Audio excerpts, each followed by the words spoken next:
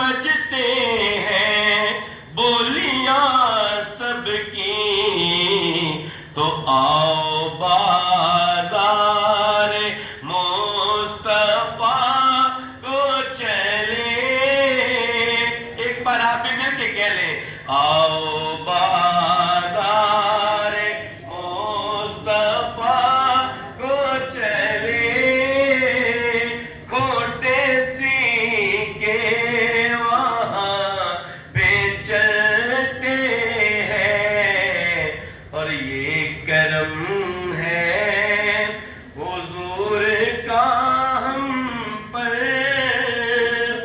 آنے والے عذاب ڈرتے ہیں.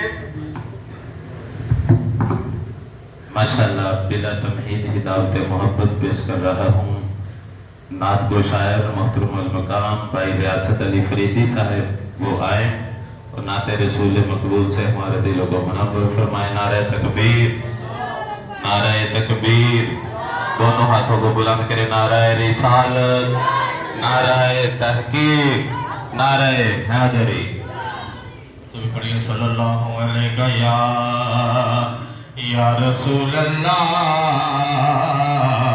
وسلم علیکہ یا حبیب اللہ. میرے کملی والڑیا میرے مرن تے آ جانا، میرے کملی والڑیا میرے مرن تے آ جانا. میرے کملی والڑیا میرے مرن تے آ جانا. گناہگار نہ کم مینو آقا دید کرا جانا. گناہگار نہ کم مینو آقا دید کرا جانا. مانا کے گناہگار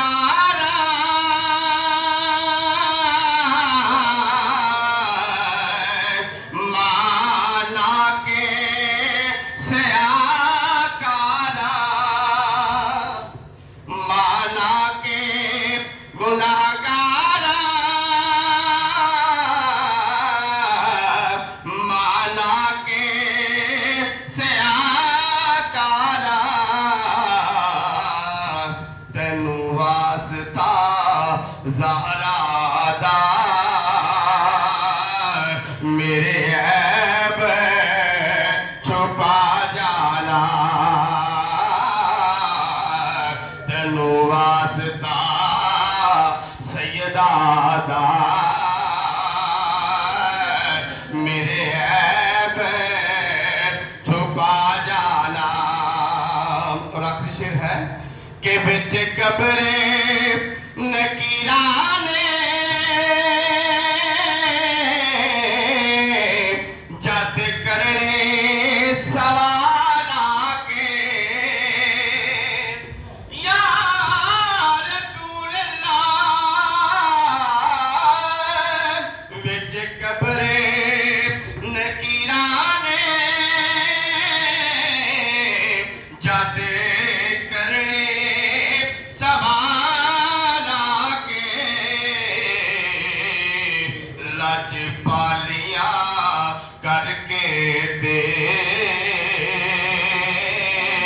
میری لاج نبھا جانا. ماشاءاللہ سن بھائی محمد ریاست علی فریدی صاحب بہت خوبصورت انداز کے اندر کریم آقا دی بارگاہ کے اندر حاضری لگوا رہے سن.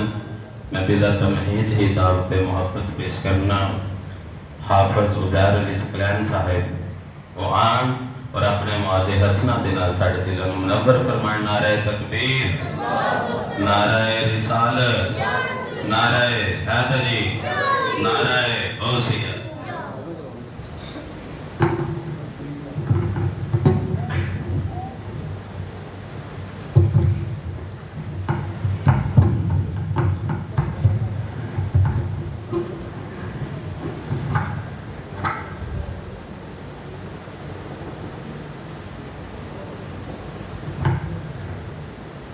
نحمده ونصلي على رسوله الكريم اما بعد فاعوذ بالله من الشيطان الرجيم بسم الله الرحمن الرحيم يسألونك ماذا ينفقون قل ما أنفقتم من خير فللوالدين صدق الله العظيم إن الله وملائكته يصلون على النبي یا ایہا الذین آمنوا صلوا علیہ وسلموا تسلیما۔ تمام احباب با آواز بلند درود پاک کا نذرانہ پیش کریں۔ الصلاۃ والسلام علیک یا سیدی یا رسول اللہ وعلی آلک و اصحابک یا سیدی یا حبیب اللہ۔ یہ ایصال ثواب کی محفل ہے، ہم سب یہاں دعا کے لیے حاضر ہیں۔ مالک کائنات سے دعا ہے کہ اللہ کریم میری نانی جان اور بابا مستانہ سے سرکار رحمۃ اللہ علیہ کی اس محفل کے صدقے درجات کو بلند فرمائے۔ رات خالق کائنات نے ارشاد فرمایا یسألونک ماذا ينفقون قل ما انفقتم من خیر فللوالدین۔ محبوب جب یہ پیسے والے لوگ، مالدار لوگ آپ سے آ کر سوال کریں کہ یہ پیسہ کہاں پر خرچ کریں، کس جگہ کے اوپر یہ دولت خرچ کریں جس سے خدا اور مصطفیٰ راضی ہو جائیں، تو سنو اللہ کا قرآن کہتا ہے فرمایا یسألونک ماذا ينفقون۔ محبوب جب یہ آ کر سوال کریں کہ یہ پیسہ اور دولت کہاں پر خرچ کریں تو فرمایا قل ما انفقتم، اے میرے محبوب آپ اپنی زبان پاک سے اعلان فرما دیں خدا تمہاری اس دولت سے پیار کرے گا، خدا تمہارے اس پیسے سے محبت کرے گا، خدا تمہارے اس پیسے کو درجہ قبولیت عطا فرمائے گا۔ کس پیسے کو درجہ قبولیت عطا فرمائے گا؟ فرمایا ما انفقتم من خیر فللوالدین، تو پیسہ تم اپنے بڑے باپ اور بڑی ماں کے اوپر خرچ کرو گے۔ تمہیں گارنٹی مل رہی ہے کہ جس نے اپنے ماں باپ کی خدمت کی، جس نے ان کا احترام کیا، جس نے ان سے دعائیں لی، اس سے خدا بھی راضی ہے، مصطفیٰ بھی راضی ہے۔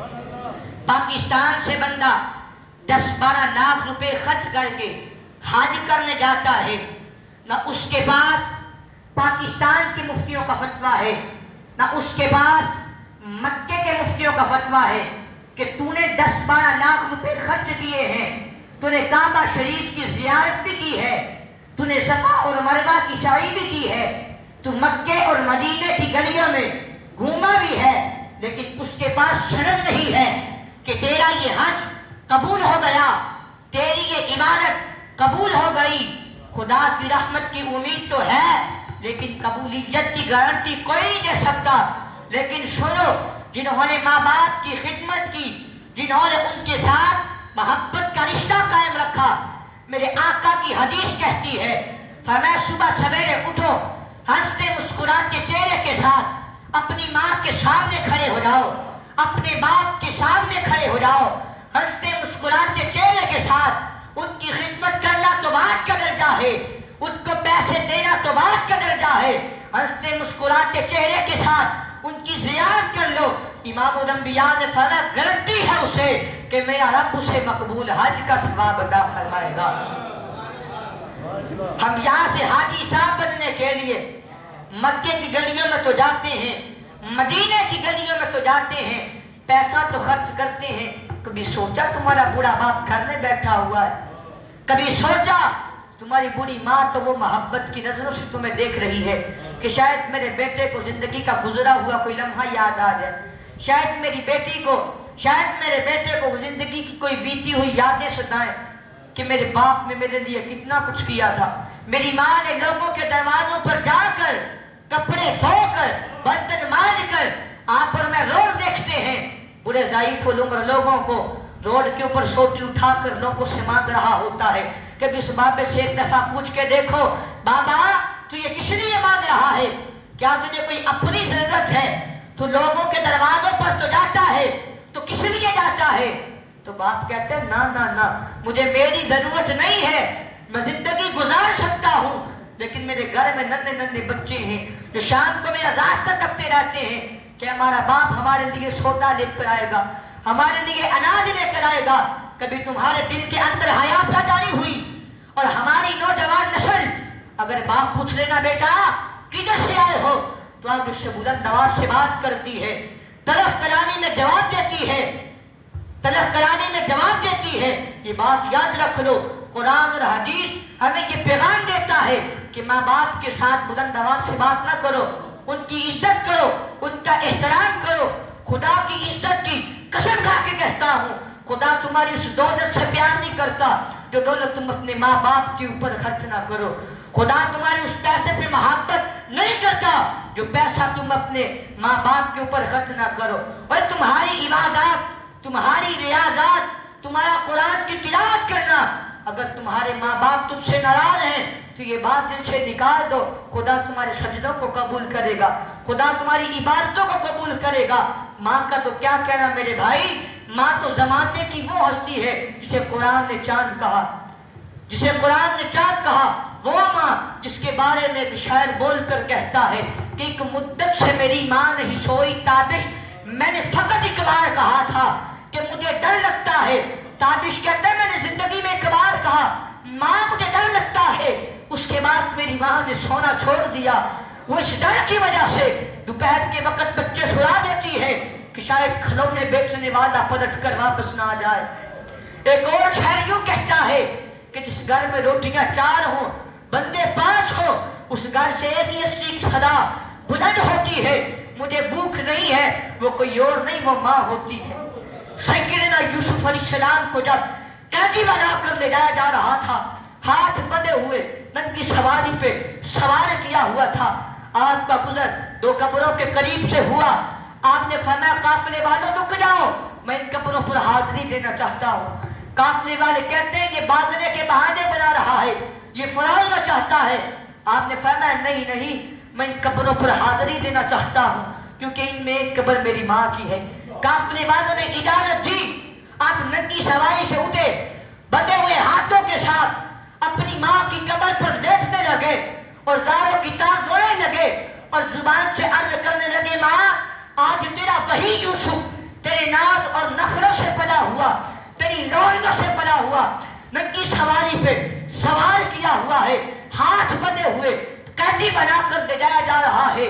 सैयदना यूसुफ अलैहिस्सलाम ने जब आहों और सिसकियों से माँ को पुकारा, माँ को पुकारा तो कब्र से आवाज आई, बेटा यूसुफ घबराना, अब तो इनका कैदी बनकर जा रहा है, एक वक्त आएगा तो इनका बादशाह होगा। माँ की दुआ रंग लाई, आप मिस्र के बादशाह बने। लोगों, माँ की दुआ कभी रद्द नहीं हुई, माँ की दुआ रब की तकदीर बदल देती है। अपने माँ बाप की इज्जत करो, उनका एहतराम करो, उनकी कदर करो। ये ऐसी अजीम हस्ती है कि एक बार दुनिया से चली जाए तो फिर दोबारा नहीं मिलती। अपने माँ बाप की कदर कर लो। अल्लाह करीम से दुआ है कि मालिक के कायनात मेरी और आपकी हाजिरी अपनी बारगाह में कबूल और मंजूर फरमाए। वमा अलैना इल्लल बलागुल मुबीन। माशाअल्लाह, ये थे हाफिज़ उज़ैर इस्कलान साहब। और मैं आप तमाम मुकर्ररीन से एक बात करना चाहता हूँ कि तज़य्यती जो इजलास होते हैं वो और होते हैं, तकरीरी जलसे और होते हैं। जलसों में तकरीर लंबी भी की जाती है, कोई मसला नहीं होता है। जो इजलास होते हैं उसमें इज़हार ख्याल किया जाता है, अपनी अपनी बात की जाती है और कोशिश करें مقررہ وقت کے اندر اپنی بات کو ختم کریں. بڑی مہربانی. میں اب دعوت محبت پیش کر رہا ہوں حضرت علامہ مولانا خطیب پاکستان علامہ ریاض احمد سعیدی صاحب. وہ آئیں اور 5 منٹ میں اپنا اظہار خیال فرمائیں گے. ان کی آمد کے استقبال کریں. نعرہ تکبیر، نعرہ رسالت، نعرہ حیدری، نعرہ غوثیت.